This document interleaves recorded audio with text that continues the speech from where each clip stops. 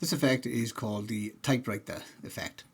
So the first thing I'm going to do is go up to my workspace, and then I'm going to reset my UI layout, come down to the bottom and make sure that I'm in the Cut tab.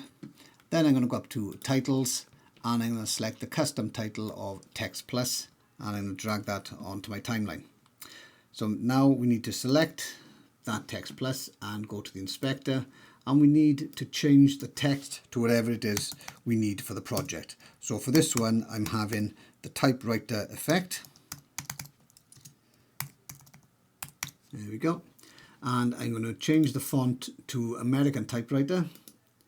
I'm going to increase the size slightly, and I'm going to increase the tracking to about 1.1 just to give it more space in between the letters.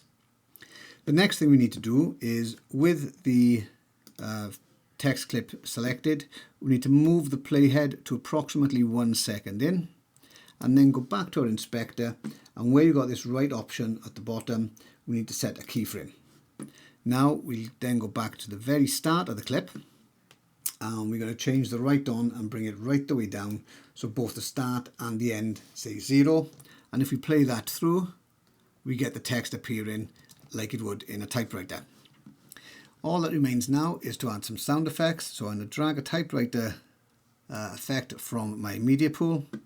I'm going to increase the speed of it to approximately 150%, just to it's a little bit faster, and I'm going to trim the length of the clip down to the 1 second mark, a little bit less. There we go.